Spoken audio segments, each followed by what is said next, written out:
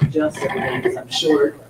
And I also have a presentation. So in true David Digger fashion, every time he ever did anything, he always had a keynote. And one of my first jobs at the Hall of Fame was to make sure David Digger's presentation worked and his microphone was on. So that was very important. And obviously, as Eric points out, my size, I blended in pretty well considering, 6'6", 400 pounds compared to me, 5'8", 120. So, give me 1 second.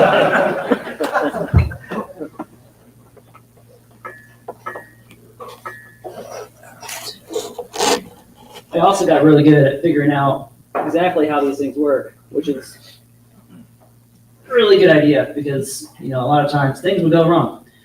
Speaking of things that would go wrong, so obviously I used to work at the Pro Football Hall of Fame. Actually, Pete, Chris, and I shared many meals together in that kitchen, talking about anything and everything after an event goes on. But is that a little better? Okay. So I'm Dennis VanFossen. I'm the Interim Executive Director for the International Soapbox Derby headquarters in Akron, Ohio. How many people have been or seen Derby Downs? Raise your hand. More than I was anticipating, so that's fantastic. When was the last time you were there? 5, 10 years ago, or 30? 30, yeah, that sounds about right. All right, so one of my first jobs at the Hall, like I said, was to make sure David Baker's presentation worked and the microphone was on. But I actually remember, I'll share this little nugget for you. So my first year at the Hall, I ran into Roger Goodell. I ran into him multiple times while I was working there. But this one resonates with me because it was probably the only time I really had face-to-face contact with him. So like I said, my job was to make sure the microphone worked and then the presentation worked. And at the Gold Jacket Lounge, which is inside the museum, as many of you know where it's located, in the center of the room is a box. And in that box is where everything would connect. And during the board meeting, during Hall of Fame week, while I'm running around sweating my butt off, making sure that things go right, everywhere else, my job is to make sure that presentation worked. And well, guess what? It wasn't. So I go inside, I look at the room, and I go, okay, he's plugged in right underneath the table where him and Roger are sitting. So in between Roger and David backs up a little bit so I can crawl under. Again, look at my size. I can crawl in pretty good. So I crawl in underneath that table. I fixed the connection. All it is that the HDMI cable was, out. So I got to put it back in. So I plug it back in. I start crawling back out. As I crawl, I can't see anything because I'm underneath the table and there's a linen on top of me. So I'm crawling, and I'm just crawling because I don't really know where the table hits. I don't want to knock the table over. So as I'm crawling, Roger taps me on the back to know that hey, you're clear. You can come up. So I go to stand up. I grab the inner thigh of Roger Goodell. Put all my weight on that and lift myself up so that I can obviously stand. That was the last time I actually had physical contact with Roger. But I remember it to this day because, how many times can you say that you've done that? It was a pretty good time. But that brings me why I'm kind of here today. So obviously, RJ reached out to me because he obviously remembered me from my time at the Hall. We're friends on Facebook, and we saw the announcement in early July that I became the new Interim Executive Director. So the Soapbox Derby and we have a pretty big history together. I'm a former racer, former champ that I'll talk about to you today. But something that's interesting about the Soapbox Derby, like many of you just said, we've been, probably been about 30 years since you guys been here. There hasn't been that many things have changed. Something that hasn't changed is the face of the champion.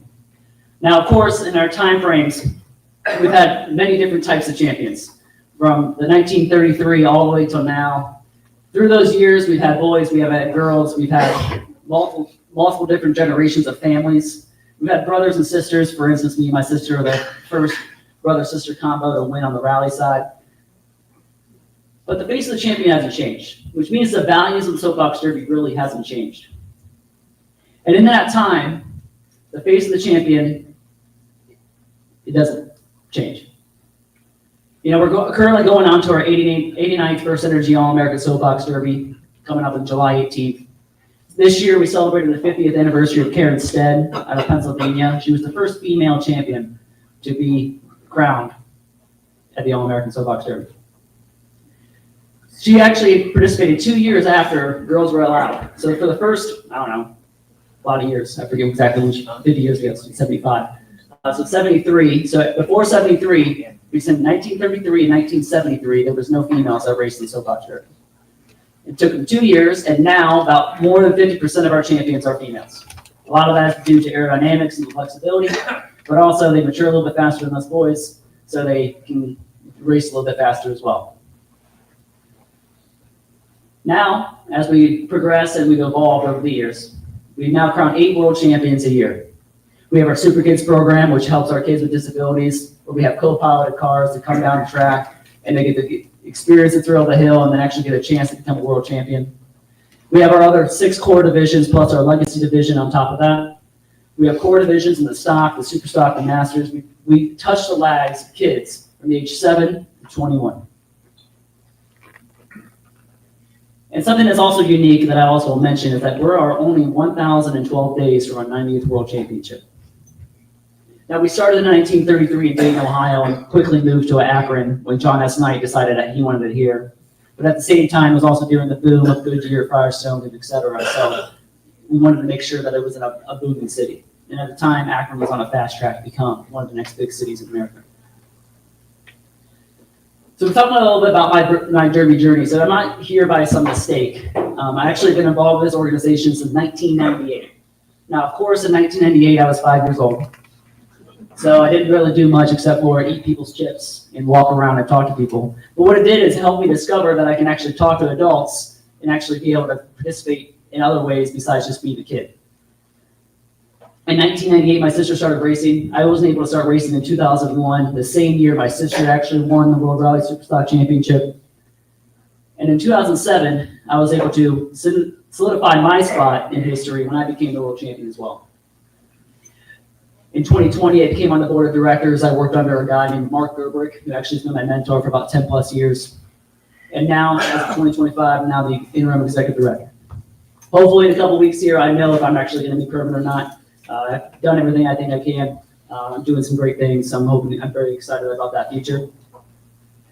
But while I raced Soapbox Derby and when I raced my entire life, I really go back to I don't really remember many of the wins and losses. I actually barely remember the time I won in 2007. What I do remember of that day is actually I was standing in the bathroom at the Waterloo restaurant with my best friend at the time, Scott Neesey, and he won as well.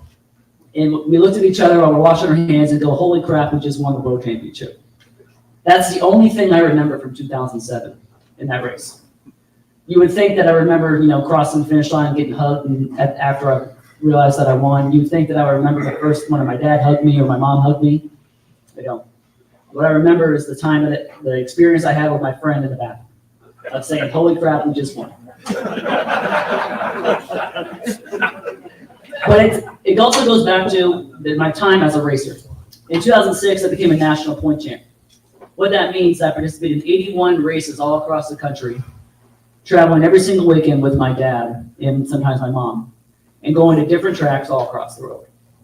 In that 2006 time frame, I won 29 out of 81 races and hardly finished lower than 4th. But again, I don't remember many of the wins and losses. The thing I remember the most, the time I spent with my dad, working in the garage late at night on a school night because we had to get the car ready for the next day, to the long car trips 8 hours away to Huntersville, North Carolina to race behind Joe Gibbs' racing shop, to going over to Indianapolis and eating at Burger King because for some reason I really liked Burger King in 2006. That's what I remember the most. And if you ask any of our kids what they remember the most, is that the family time they spend with their parents and the lessons they learn while racing the sport. So as I transition and become, the leader of tomorrow for here at the Derby, I'd stop and think about the vision for the future, and I think about my time at the Hall and what David really taught me. And now most of you know, and I know Porter's updated it since then, but the mission of the Pro Football Hall of Fame was to honor the heroes of the game, preserve its history, promote its values, and celebrate excellence everywhere. Besides his wife and potentially Pete Fairley and maybe even Eric, I'm probably one of the only people that heard him speak more. So that's ingrained in my brain. So one thing that I learned is that you have to be mission driven. In my time at Disney, when I worked in college at Disney, it's all about the nuts, right? You got to make sure that you're mission driven, especially when you're a nonprofit like we are. So for me, when I think about the mission of the Soapbox Derby, what do we do? Well, what we do is we inspire the next generation of champions. We don't just promote, we don't make NASCAR drivers, we're not making IndyCar drivers, we're making future engineers, we're reaching future doctors, future lawyers, business leaders, future me's. We also bring STEM education out of the classroom. We have this whole education arm where we take our big car program and a mini car program to schools, and we have them learn the lessons of STEM while participating in our sport: gravity, momentum, physics, math. We utilize those skills, and it's not necessarily what you're learning on the page, it's actually applied STEM.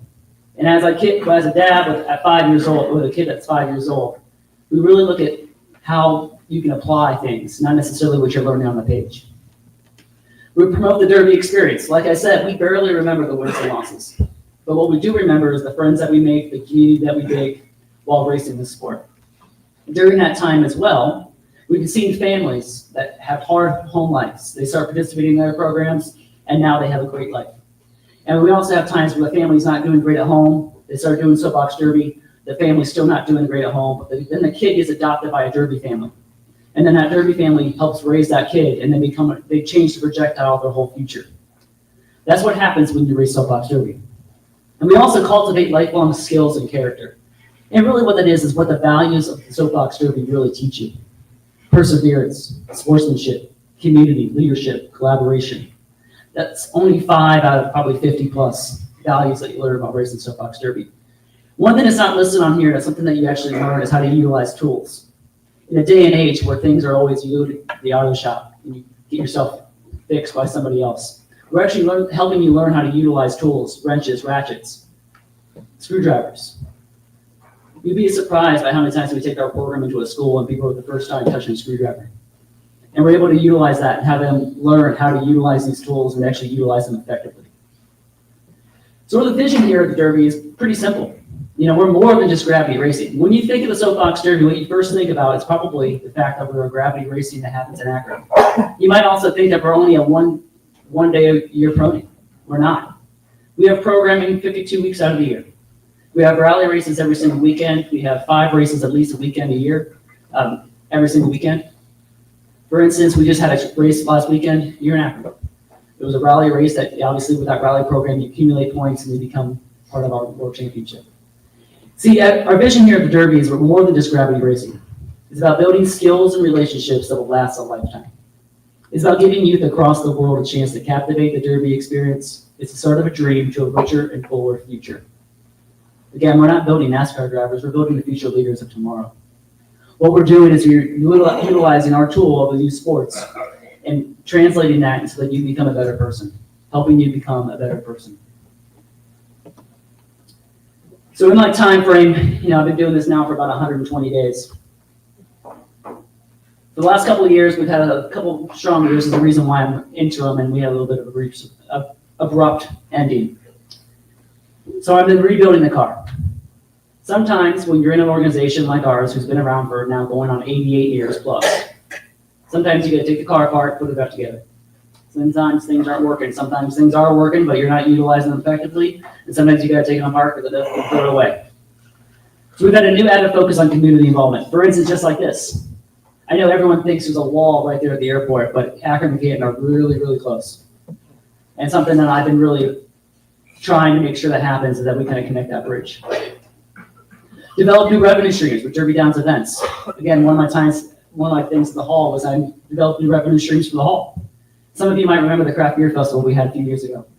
If you're in the craft beer space, which of course is unfortunately going a little bit downhill, if you were in the craft beer space, you would recognize that event and go, holy crap, that was a great event for the community.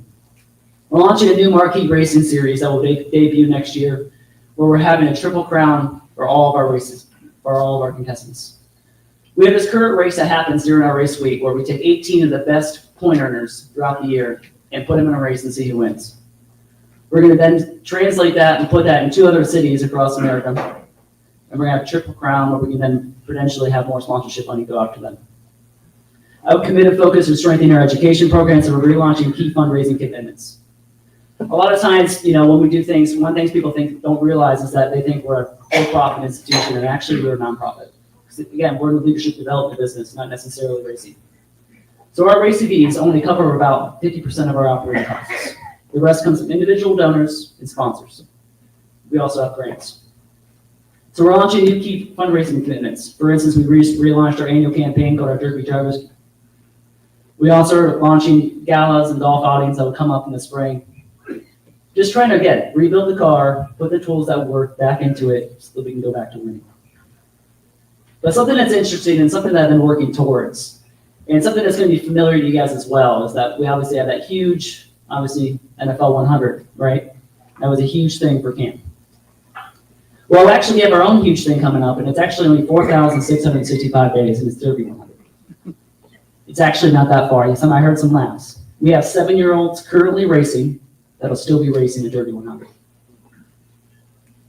4,665 days. That's not very far. One problem we do have is that, unfortunately, our volunteer base is aging. The JCs, the Optimist Clubs, the et cetera, are not necessarily getting the new blood that they need to. So we're in the recruitment business as well for new volunteers. So reach out to me if you're looking for something. It's 2 weeks right before Hall of Fame week, so I understand, but it is what it is. But in 4,665 days, Derby 100 is going to be a spectacle for Akron that we have not seen in a long time. And this is something that might look like.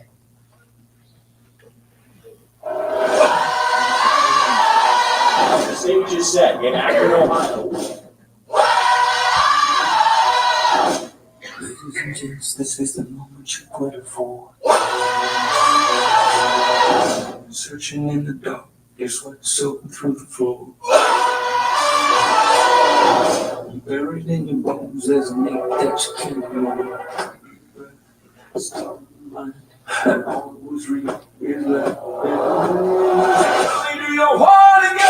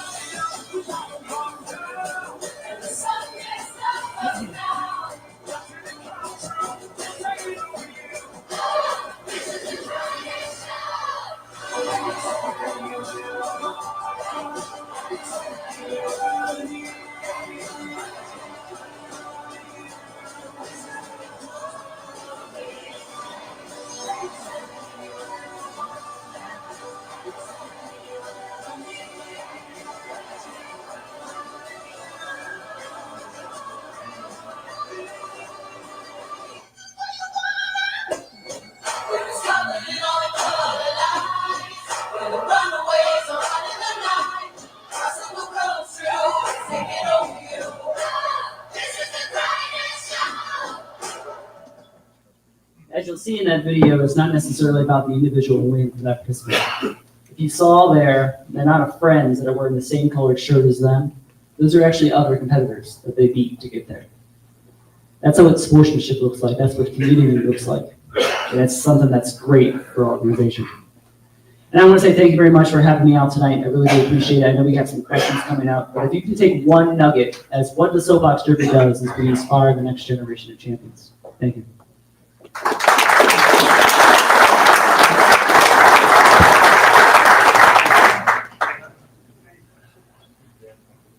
I got one for you. Yeah, I'm ready.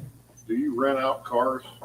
We do, yeah. So what is interesting about us is think of us as a McDonald's, right? We're the franchise. And then we have all these franchisees all across the country. For instance, the Akron area Soapbox Derby, which is just right up the road.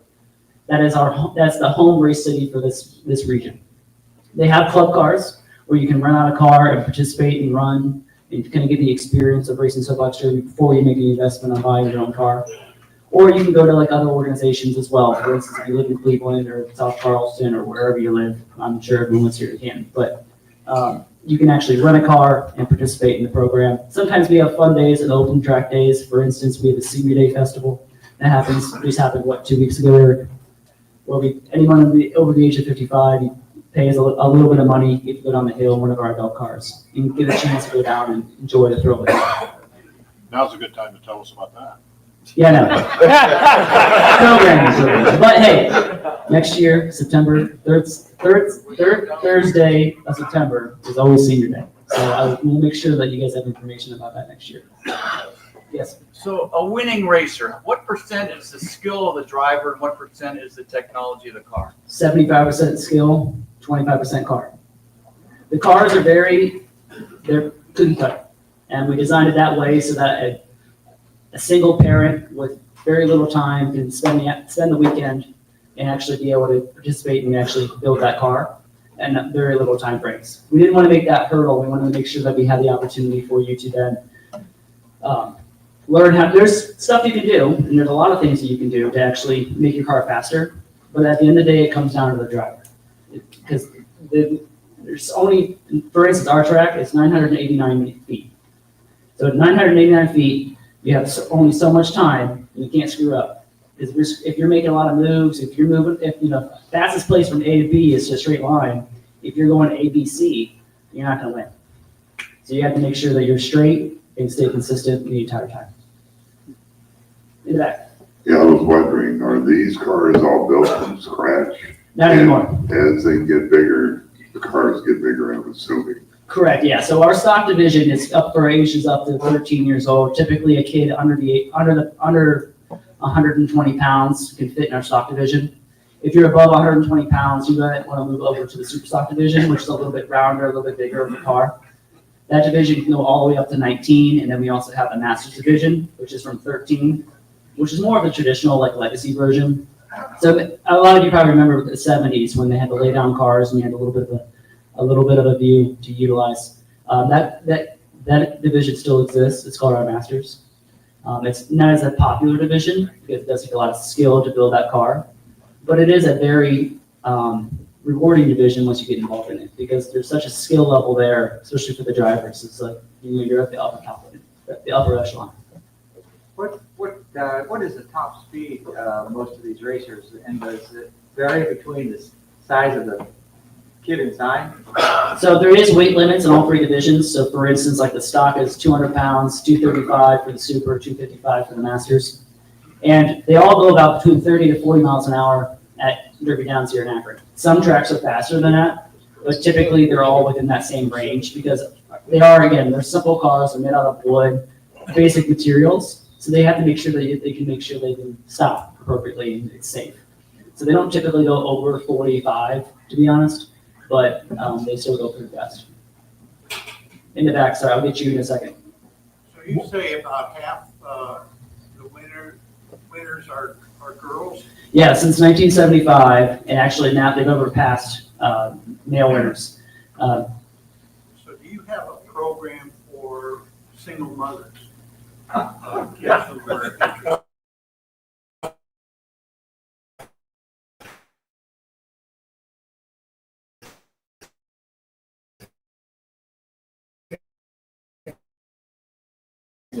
We don't have a just pick them up 4 hours later, and that's your experience for the week. I would think that would be something to pursue because, a single mother and a child is interested. The single mothers who say, well, dad's not around. Yeah. And it dies, rather than have a program that addresses. Some of the individual, think of us as like a franchise. So a lot of the nonprofits that underneath us, they do focus on helping other youth across their programs. So yeah, I see your point there, and I think that it would be something to kind of look at. With the microphone. What's the investment? Depends on how far involved you want to get. For a simple car kit, for our stock division, it's $850. That's not counting wheels and weights. However, then you also have race fees. You also have hotel trips and et cetera. Depends on how far you want to go. But if you just want to participate initially, just reach out. We'll get you in a car for way less money than that. We'll get you in the car, try it out before you make that initial investment. How much traveling is involved? It depends on how involved you want to get. So that year we did 81 races. Further south we went was Huntersville, North Carolina, which is a little bit north of Charlotte. Furthest west we went was Indianapolis. Furthest east we went with Buffalo. Furthest north was Flint, Michigan. So typically anywhere within 8 hours was our radius. And we were able to hit 81 races within that 8 hour radius. But there's some families, for instance, like the Giants in Georgia, they will actually fly to places, use a rent-a-car just to get the experience in a different hill. So sometimes they're, across the state, flying, going to California to race. They're racing in Des Moines, Iowa. something that's interesting about our sport as well is as soon as you get involved in it and you start getting a little bit of success and you're having fun and you're having some friends, it's a little bit like a disease. You can't get rid of it. You just want to keep on doing it every single weekend until you can't do it anymore. For instance, for me, I'm obviously still my racing weight, so shocker. We're actually having a night race coming up in a couple weeks for a private event. And it's the first time Derby Downs is going to be lit. And I'm actually really excited because I'm making my dad get the car ready so that I can go down just one time under the lights at Derby Downs. And of course I can do that because I'm in charge. So, but it's going to be really exciting. And again, at 32, I'm excited to go down, something for my child. So, microphone? Yeah, is the races confined to the United States? I mean, we don't have any in Europe or. So we actually, that's not true. So we actually have, we have a big program over in Japan where they have about 80 to 90 racers each year participating in their programs.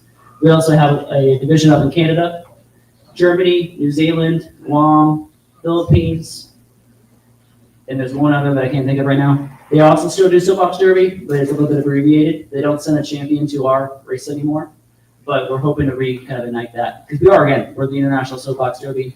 For instance, Japan, we're hoping to send 2 champions this year from Japan over to America just to participate in our marquee event. Think of it, the All-American Soapbox Derby is our Super Bowl. This is what these kids work for the rest of the whole life. Just getting to the race is enough. Anything on top of that is just ice cream. Yes? Are all these tracks built to the same specs, or is there variation? There's variation. So there's a set of rules. You have to be within a certain limit, but they can be any design that you want them to be. You can have a curve in them if you want to, but most are just straight down the hill. But that's honestly challenging enough to keep it straight. Because just like when you pave a road, the water goes to one way or the other, but you got to make sure that you can, make sure you hit the line properly. Microphone. Yes, do the cars have strict specifications and do they have to undergo inspections before the race? Yeah, there's a rigorous set of rules that's about 30 pages long you have to go through. And then once they come to the All-American, they do a full inspection to make sure that you're up to snuff. And then once you win, your car gets completely torn apart. We want to make sure we've had some significant cheating in our time, especially if you think about 1973 with the magnet car. So we've had some issues in the past, and we want to make sure that, again, this is about the kids, but sometimes when parents get involved, winning is better than the mission sometimes for the adults. Yes? What are the 3 biggest keys for pulling off the Derby to perfection each year? To perfection each year. Getting our volunteers in place and excited to come out. That's number 1. Getting enough people to qualify is number 2. Obviously, we have our rally race program and our local race program. But then also just working as a team is our 3rd biggest challenge. It's not really even a challenge. It's just we have to believe in each other. Yes. A couple of questions. Is Soapbox Derby a profit or a nonprofit? We are a 501c3 nonprofit. And secondly, where does what's your number 1 income source? And I forgot my 3rd one. No worries. Rally race fees and individual donations are our number 1 and number 2 income sources. So a lot of my job is making sure I go out into the community, make sure that I get people to believe in the mission, and make sure that they support our mission. Because again, without a mission, the nonprofit doesn't exist. What's your annual budget? We're almost $2 million. Wow.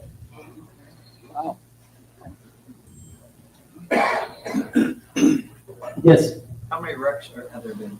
Rex? Yeah. At the track, we don't really have that many because again, once you get to our race, especially during All-American Week, you typically have the top racers all across the country. But we do have wrecks from time to time. This coming up this last year, I don't think we only had 1 wreck, and it was in the Super Kids program, and that was because it was raining and their cars would go to look differently, and so it spun out when it was breaking. We've had 1 champion though completely wreck and get on the side. This was probably 1970 or 60. He actually completely wrecked, broke his car. They fixed it, and then ended up winning the whole thing. So the rumor has it they gave him 2 steps out of wheels, but he still won. So that's pretty cool. What's the max number of cars in a heat? 3. Yeah, so we do have, we're an interesting track. We do have 3 lanes. In a standard run-of-the-mill race that happens every single weekend, we only use 2 lanes. But for the All-American, we do utilize the 3. Since yours is a championship, is your track the longest one? It's not. It is the biggest and the most mecca. So we do have the largest grandstands, and but our starting distance to our finish line distance is only 989 feet, 0.4. But it's not the longest. I think the longest is Bowling Green, Kentucky, to be honest, which is not too far away. It's 7 hours away. So. What's your number one way of promoting this sport? You would think it should be social media right now, which it is right now. But for years it was word of mouth, which is crazy to think of. That we just utilize word of mouth for so many years. But we are really tapping into social media, obviously, with Eric and I and our skill sets. We were at one point as well in the early 2000s attached to NASCAR, which helped a lot with our promotion. Actually, our largest years of promoting our sport was those NASCAR years. And then early on, in the 30s, 40s, 50s, we would get, annually $1 million in Chevy. And Chevy would utilize their individual dealerships to then sell our parts and then actually initiate the program. So back when you guys were, kids and you're interested in Soapbox Derby, you would have went to your local Chevy dealership to buy our parts. Okay, I don't know, maybe it's just me, but I grew up and lived in this area for my whole life, and I would have never known at any given time exactly how to get, if I was a kid, how to do this. Could you, wouldn't you want to make sure that every school had the information and the specifications and a little bit about how you would enter, Yeah. It seems to me like it's kind of an unknown thing. Yeah, so one thing that's great about our education program is that we do participate in a lot of area schools and give people the opportunity to participate in our program. So we do have that kind of touch point with the education side. It's not as well known as it should be, but it's kind of like one of those things, and it's one of those things I learned at the hall is that less than the majority of our visitors at the museum come from outside of Stark County, and it's kind of the same thing with Derby.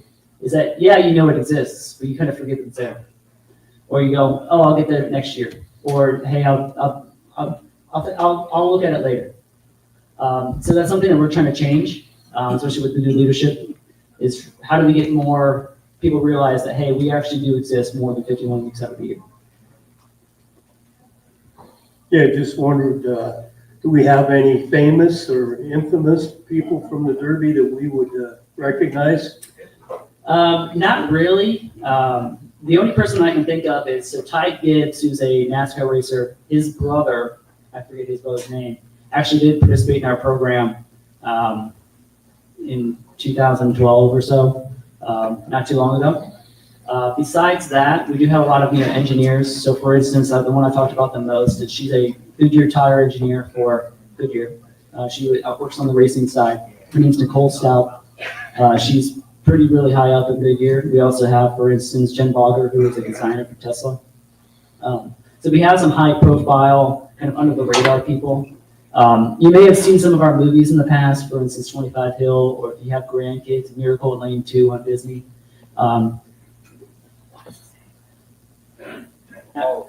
Not Frankie.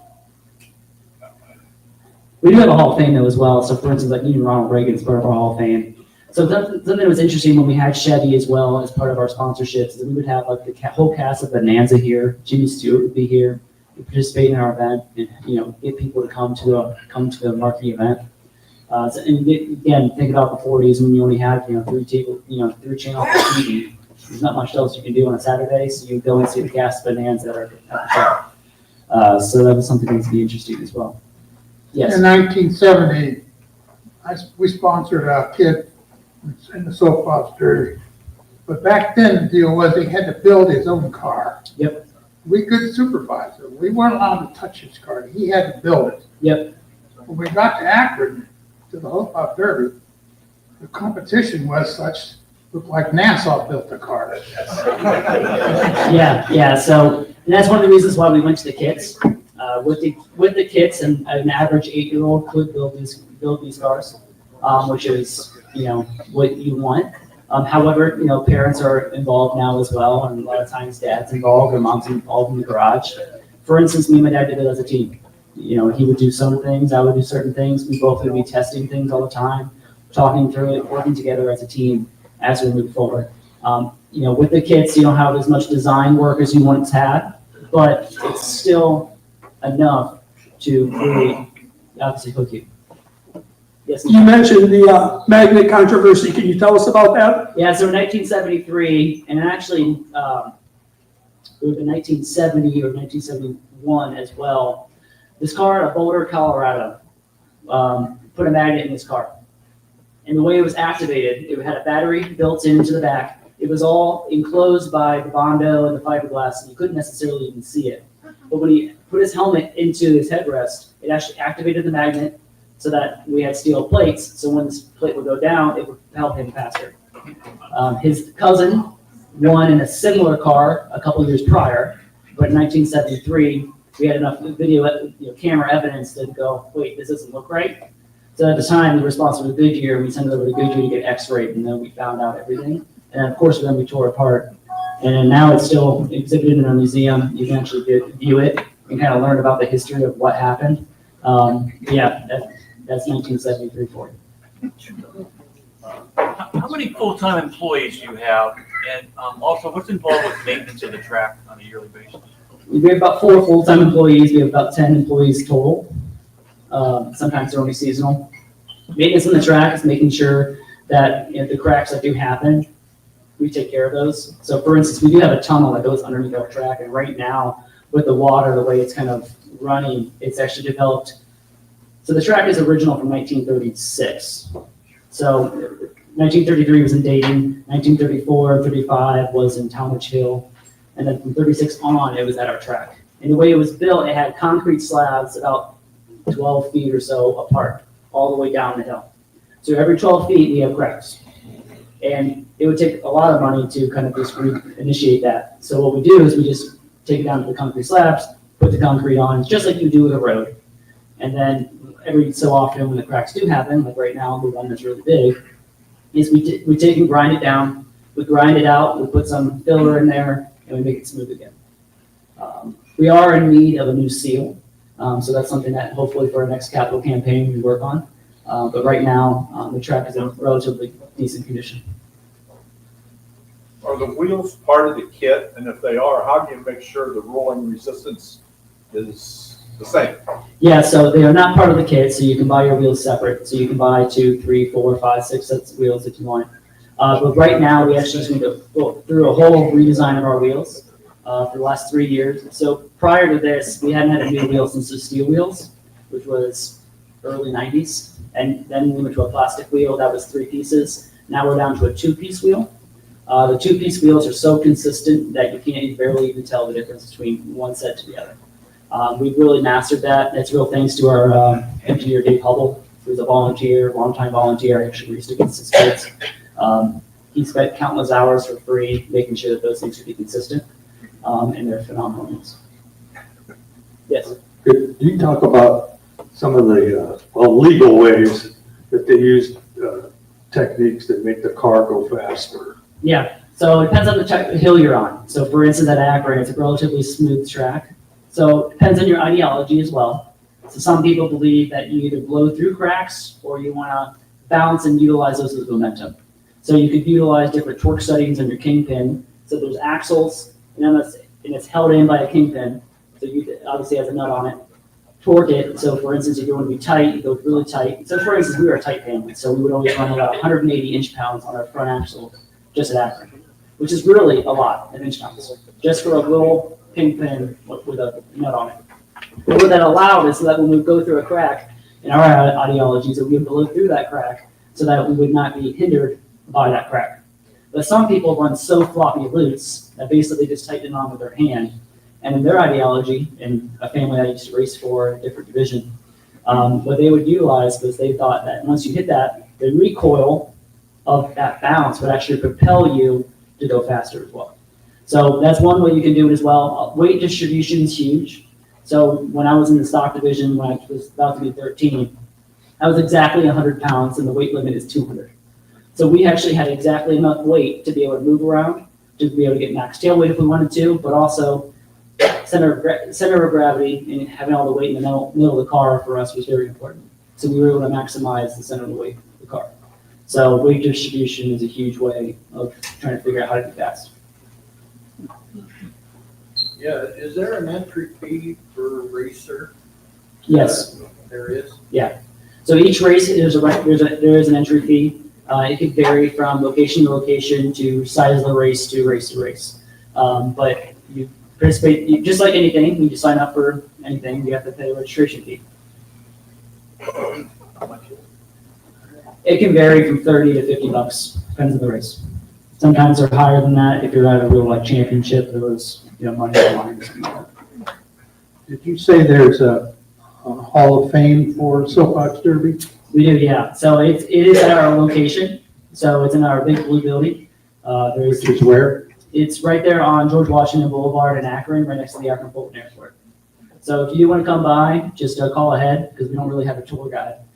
So we make sure that Joanna's available to come by. She lives just right on the corner. She does it for free, and she just comes out, talks a little bit about the history. The first ever car's there, the magnet car's there. My picture's on the wall, so you can see my 13-year-old mug if you'd like to. There's no admission. No admission, it's free. Just give us a heads up. We do have a phone number that I don't have off the top of my head. But you can find something. Maybe we could, as a club, could say with our membership, you also get admittance to the Soapbox Derby Hall of Fame. Yeah. That's a thought. How much does the grandstands hold? That's a great question because they're bench seating, so I don't necessarily know. From year to year, we typically have about 500 to 7,500 people show up for the race. Not everyone sits in the grandstands. People use their own tents, stand next to the fence, and then do their cheering. Because to be honest, our grandstands are not covered, so it gets really hot in July and August in Akron. So a lot of times people will just be in their tents. But people do participate in the bleachers. I wish they were covered because then I'd be able to actually have people in them. But the tents work out as well. What's the admission? Typically $10. So we just charge $10 tickets to come to our race. It's relatively inexpensive. There's food. There's racing. We're usually done by 3. We start at 8, done by 3. Can you bet on the races? No. We haven't got into nil yet either, so sometimes one of these athletes are like, "Let me get the microphone guy and I'm gonna get you." Go ahead, microphone. Is there any financial reward for winning? Yeah, so if you do win the All-American, which is our marquee event, the first Energy All-American Soapbox Derby, you actually get $3,000 scholarship to the college and university of your choice. Second place gets $2,500. Third place gets $1,000. So we issue about $36,000 worth of scholarships each year to our participants. Yeah, your body weight differential between your weight and 125 pounds. Is there a big advantage to that being heavier? No, because each car still has to be the same. So it really depends on your ideology and what you want to do with the weights. So for instance, if you're 125 in a stock car, you're not going to be able to put a whole lot of weight. You're not going to be able to move your weight a lot. But maybe when I was 100 pounds, we were able to move our weight to wherever we needed to be. So for instance, at Akron, we were going to be about 4 pounds tail. But if you're a bigger kid, you might not be able to get to 4 pounds tail. You might have to be 15 pounds tail because just that's how big your boat is. But you can add a weight to your body to make it go faster. The car, not the body. car. Yeah. But you still have to stay within the threshold of 200 pounds. Okay. And you can't be under, you have to be 200. Yeah. And That's it. watch my fish. You still do have to be events and private parties and stuff. Yeah, you can write. Bigger cars. Okay, at the time that I was there, we were Starting to get a little old. You need of maybe newer ones, or redoing some of those cars? We are in need of some new adult cars to be rewrapped. They take a lot of abuse from year to year between, people getting in wrecks to just college interns not caring about things. So we do have adult cars that are made out of wood that anybody really here could fit in. I don't see anyone that Exactly, be a that's one question. of the things I wanted to mention to these guys, is that if you mention to them when it's available, Yeah. perhaps some of them would want to go down the hill. Yeah, so when we do our public events, like our senior day, which was unfortunately a couple weeks ago, where we have, heck, maybe this is even something you guys have a field trip at the Derby Downs, where you can go down our hill with about 30 to 40 cars an hour, where you get a lunch and then you go down the hill. Our senior day event also had an expo going on. Next spring, we're looking to do a Veterans Day as well, where we would have a Veteran Expo and then also be able a chance to go down the hill as well. We just have general community days. One of the communities, I don't know if you still do it or not, at the summer camp on the last day when there's a picnic. Yeah. The parents or guardians of those kids would have a chance to go down the hill. Yeah, so we do And that. I remember one particular time where the mother and father got in separate cars and they were ready to race and they looked at each other and they said, I think the wife said to the husband at the last minute, loser has to buy dinner at our choice. And the kids were giggling and then off they went. And I looked at the kids and I said, what's going on? He says, I know where mom wants to go. So this would be fun for some of these people as well, or someone associated, go visit and see you guys. Yeah, and the same thing happens here on our senior day as well, where we have actually, sometimes we'll have returning people come. For instance, this last senior day, we had somebody who hasn't been back there since, what, 1965? When was John? Yeah. So John Harmon, who now lives in South Carolina, he was actually a champ when he was a kid. And he came up and he was able to experience the thrill of the hill again for the first time since he was a child. And he toured around, went to Camp Wyandotte, which is where we used to keep the champs. He actually was able to go down the hill as well. He was tickled to death and he had a great time. And it's something that we see almost all the time during our senior day, where it's like, oh, my neighbor always did this, but my dad always said no, so I didn't do it. Or, I was a racer back in '72 when I finished last, and they come back for the first time. Or you're Jeff Ayula and has been down the hill 500 some odd times. It's our historian, so. Good. Awesome. Thank you very much.